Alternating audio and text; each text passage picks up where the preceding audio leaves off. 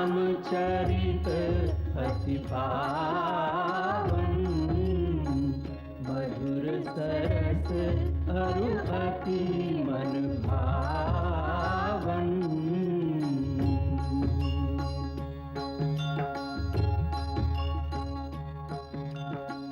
पुनि पुनि कितने हो सुने सुनाए, पिय की प्यास बुझत न बुझाए।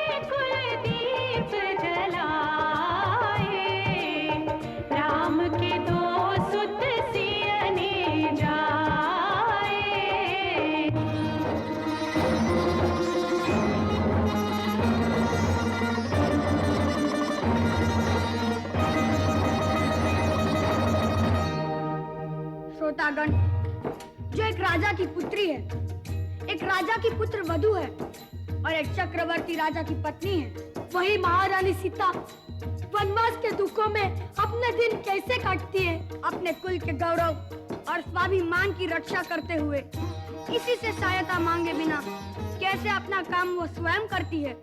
स्वयं वन से लकड़ी काटती है, स्वयं अपना धान कूटती है, स्वयं अपने चक्के पीसती है और अपनी संतान को स्वावलंबी बनने की शिक्षा कैसे देती है। अब उसकी एक करुण झांकी देखिए। जनक दुलारी कुल वधू दशरथ जी की राज रानी होके दिन वन में बिताती है।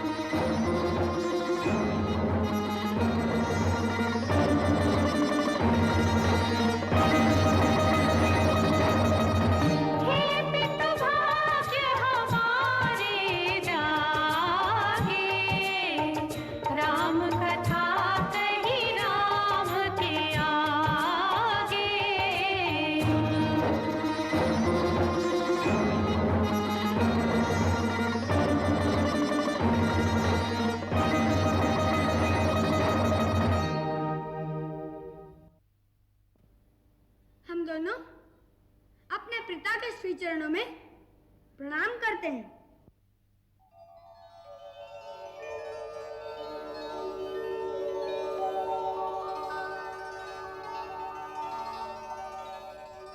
और उस दिन भूल से यदि कोई अवज्ञा हो गई हो तो उसके लिए हम महाराज से क्षमा मांगते हैं।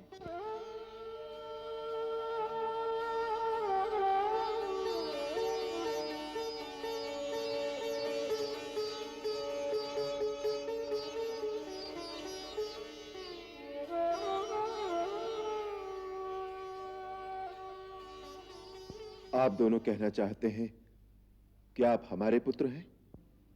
जी महाराज। इसका प्रमाण?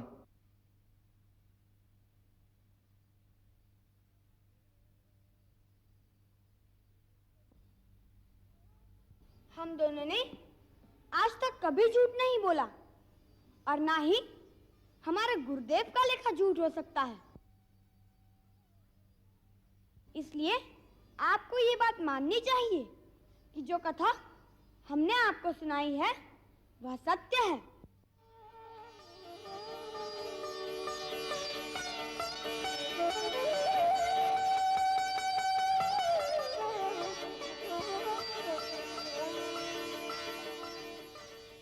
हम तुम्हारे इस सत्य का विरोध नहीं करते, परंतु अयोध्या के राजकुमार कहलाने और इतने बड़े राज्य के उत्तराधिकारी होने के लिए उस सत्य को सिद्ध करना पड़ेगा।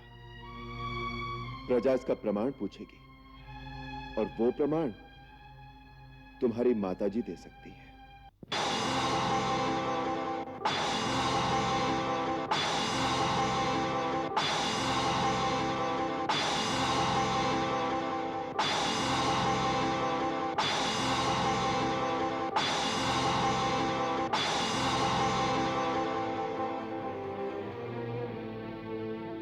महाराज ठीक कहते हैं, महारानी सीता को इसका प्रमाण देना ही चाहिए।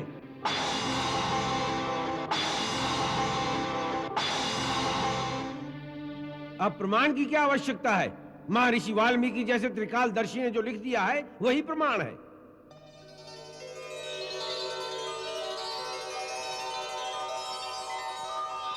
अब हमें महारानी सीता को आदर सहित वापस बुलाकर उन्हें फिर से अपने राज्य सिंहासन पर सुशोभित करना चाहिए।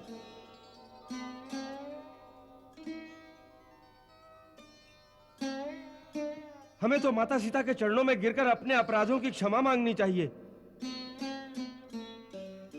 अब भी उनसे प्रमाण मांगना अत्याचार है। अग्नि परीक्षा से बड़ा प्रमाण क्या हो सकता है? और वो ये प्रमाण दे चुकी हैं। परंतु वो अयोध्या वासियों ने नहीं देखी।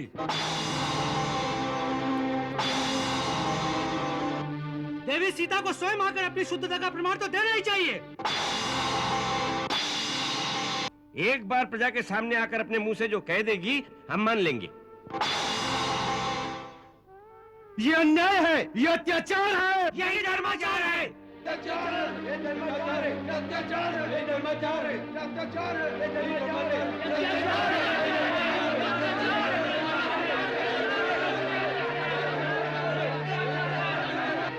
इसका निर्णय कौन करेगा?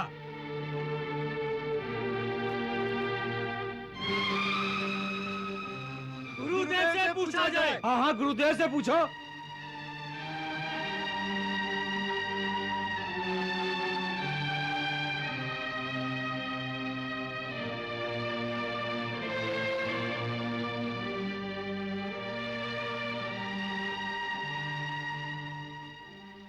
राजा में ईश्वर का अंश होता है, इसलिए राजा ही इसका निर्णय करें।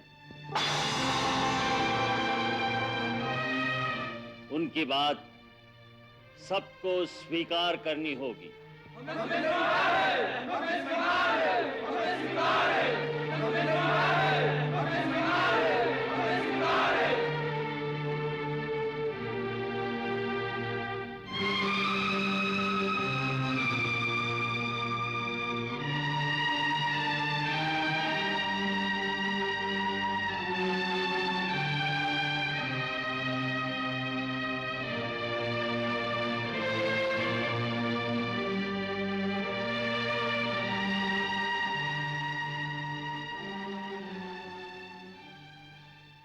देवी सीता का चरित्र शुद्ध है।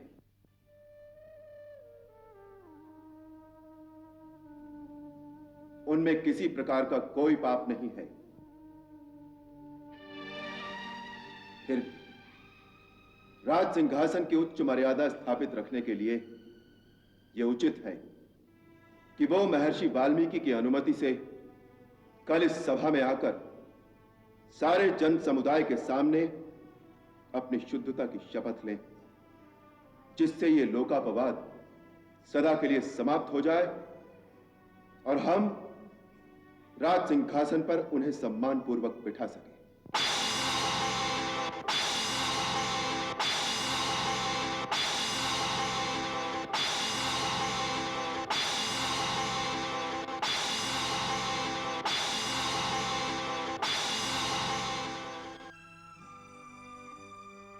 आप सभी पूज्यपाद ऋषिगण अपने शिष्यों सहित सभा में पधारें।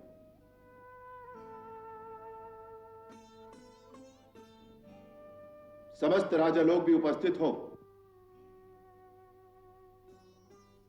और भी जो कोई देवी सीता की शपथ सुनना चाहे वो कल इस सभा में आए, जिससे सभी लोग एकत्रित होकर सीता का शपथ ग्रहण देखें।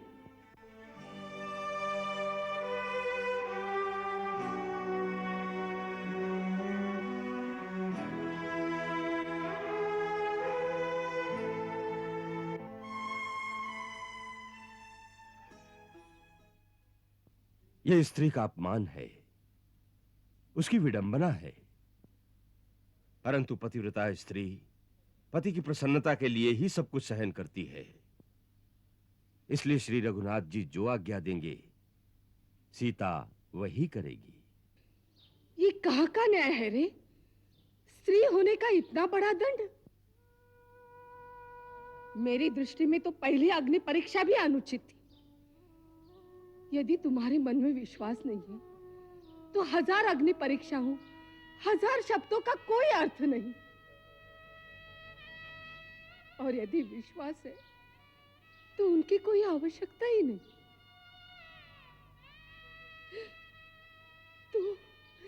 तू कितना कठोर है रे। तेरे पुत्र, तेरे कलेजे के टुकड़े तेरे सामने खड़े तुम्हें पिता कहकर पुकार रहे हैं और तू उन्हें जाकर अपने कलेजे से भी नहीं लगा सका, उनसे प्रमाण मांगने लगा। तेरा जी नहीं किया कि उन्हें उठाकर अपनी गोद में बिठा ले? किया था। तो फिर क्यों चुपचाप सिंहासन पर बैठा रहा?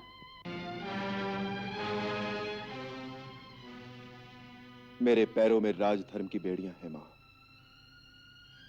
आप एक राजा की विवशता तो समझिए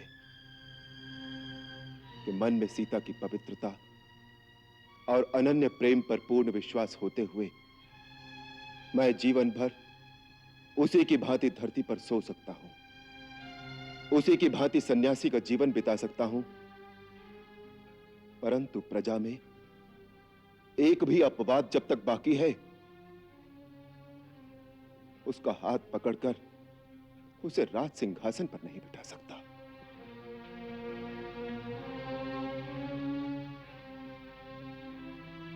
आज आपने सभा में कुछ आवाजें सुनी। राज्य में ऐसी और भी कई आवाजें होंगी। इसीलिए मैंने वो निर्णय लिया कि यदि सीता प्रजा के सामने सभा में अपनी पवित्रता की शपथ ग्रहण कर ले तो फिर प्रजा में कोई विरोधी आवाज नहीं रह जाएगी।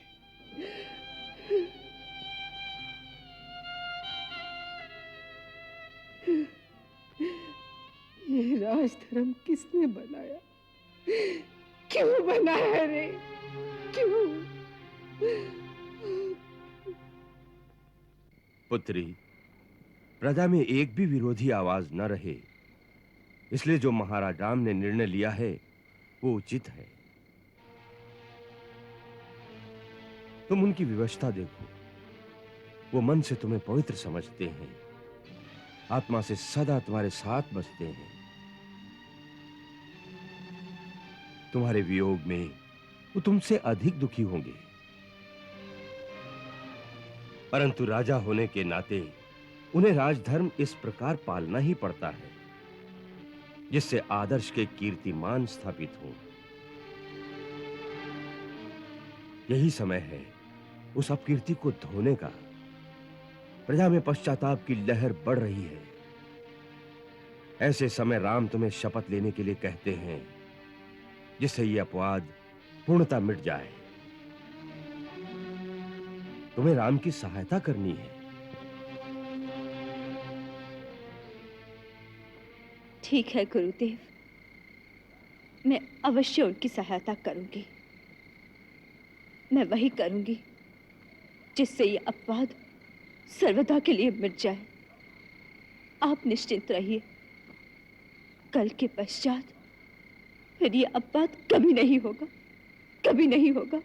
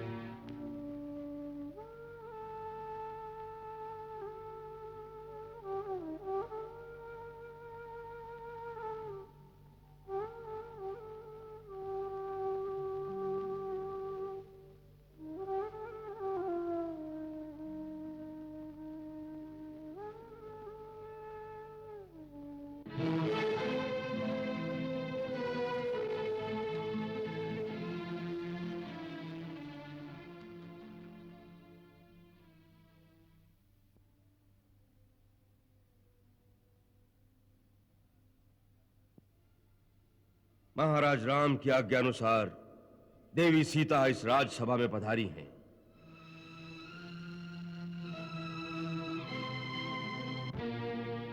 हे दशरथ नंदन, ये सीता उत्तम व्रत का पालन करने वाली मेरी धर्मपुत्री है।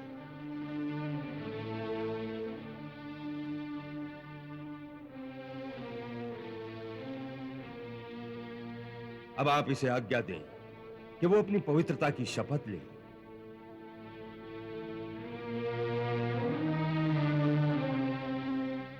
लोकापवाद से डरे हुए आपको वो अपनी शुद्धता का विश्वास अवश्य दिलाएगी, परंतु इससे पहले समस्त सभासद, गुरुजन, माताएं और आकाश में स्थित देवता मेरी एक बात सुन ले। मैं प्रचेता का 10वां पुत्र वाल्मीकि हूं। मेरे मुंह से अभी तक कभी कोई झूठ नहीं निकला और मैं इस सभा में प्रमाण पूर्वक कहता हूं कि ये दोनों आप ही के पुत्र हैं।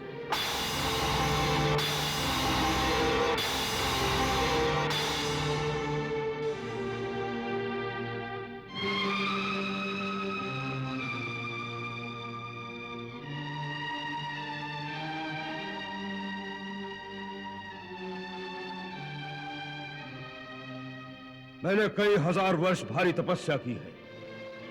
यदि मिथिलेश कुमारी सीता में कोई दोष हो तो मुझे उस तपस्या का कोई फल न मिले।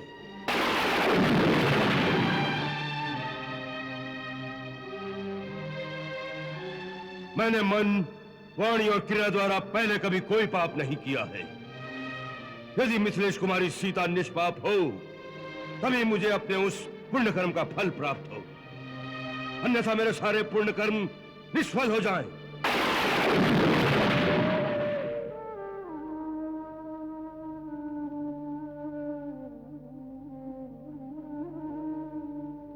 रघुनंदन, मैं जानता हूं कि आपको सीता प्राणों से अधिक प्यारी है, और आप ये भी जानते हैं कि सीता सर्वथा शुद्ध है।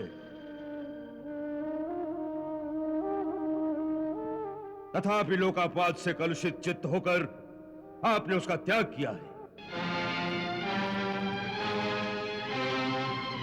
हे राघव, मैं आपको विश्वास दिलाता हूं कि मैंने अपनी पांचों इंद्रियों और मन बुद्धि के द्वारा सीता की शुद्धता का भली भांति निश्चय करके ही उसे अपने संरक्षण में लिया था।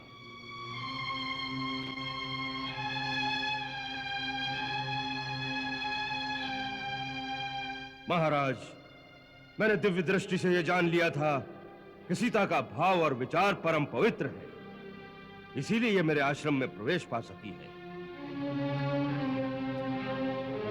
इसका आचरण सर्वथा शुद्ध है, आप इसे छू भी नहीं सकता है, तथा यह पति को ही देवता मानती है।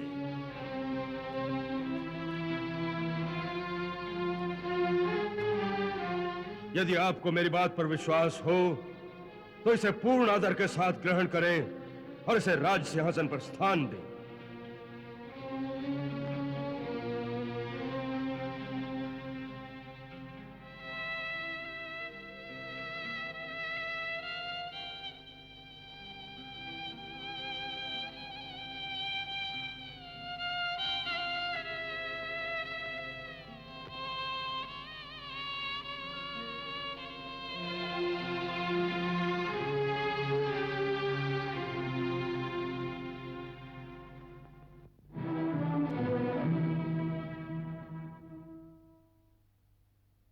मंगल भवन अमंगल हारी, रघु सुदशरथ अजिर बिहारी।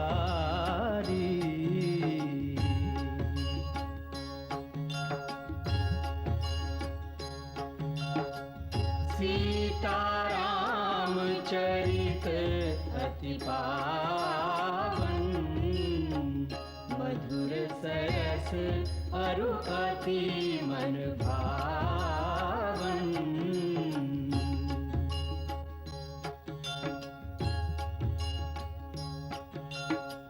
पुनि पुनि कितने हो सुने सुनाए, हिय की प्यास बुझत न बुझाए।